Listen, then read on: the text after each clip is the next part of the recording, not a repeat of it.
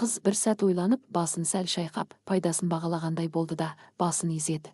Ага, жарайды. Оны жоғалтып алудан қорыққан ер адам қыздың қолынан ұстап, бір сәтке де жібермей, өзімен бірге ертті. Ол түсінді, бұл көше қыз қазір барлық атақты профессорлар мен білікті дәрігерлерден де маңызды еді. Олар мейрамхананың табалдырығын аттамақ болғанда, жұмсақ жарық оларды баурай бастаған сәтте, есік алдында тұрған метрдотель сымбатты, тәкаппар көзқарасты адам алға шықты. Кір қожалақ жыртық киінген қызды көре сала, ол қабағын түйіп, кешіріңіз, бірақ мұнымен кіруге болмайды деді. Бай адам тіктеліп, қызметкерге мұздай көз тастады да, нық үнмен, рұқсат етіңіз. Ол менімен бірге деп кесіп айтты. Дауысының өзі қарсы сөзге жол қалдырмады.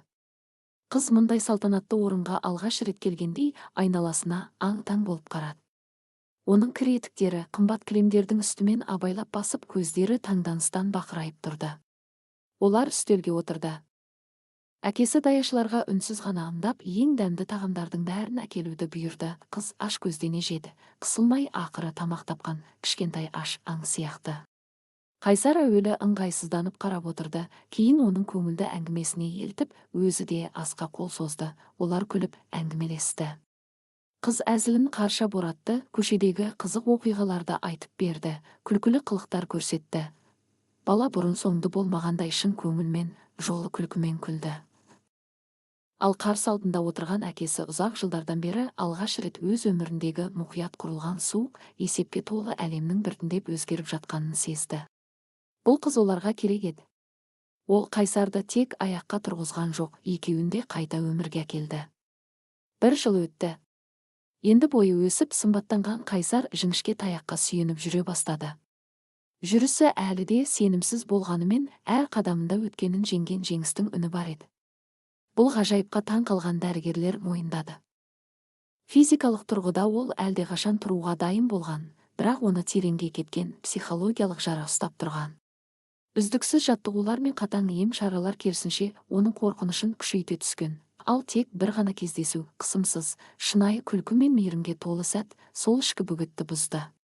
Қыз өзі де аңғармай, Қайсардың өзіне деген сенімін оятқан тетікке айналды. Әкесі олардың достығын, қыздың күліп қырсығып, қолдап жігер беріп жүргенін көріп, бірде-бір ұстазда. Бірде-бір дәрігерде олардың үйіне келген сол тірі ұшқынды алмастыра алмайтынын түсінді. Бір күні ашық көктемгі таңда үшеуі жасыл саябақта серуендеп жүргенде ер адам қыздың алдында бір тізерлеп отырды. Қыз үстінде әдемі, сәл ғана кір шалған көйлек, шашы ұқыпты қиылып таралған, бірақ бұрынғыдай тентекте ширақ еді. Менің қызым болғың келе ме? Деп сұрады ол. Даусында бас тартудан қорыққандай жасқаншақтық бар еді.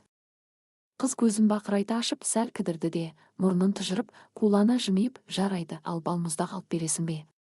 Деді. Олар күліп жіберді. Сол сәтте бәрі анық болды. Олар бір отбасы еді. Оқиға ұнаса, пікір қалдырып, арнама міндетті түрде жазылыңыздар.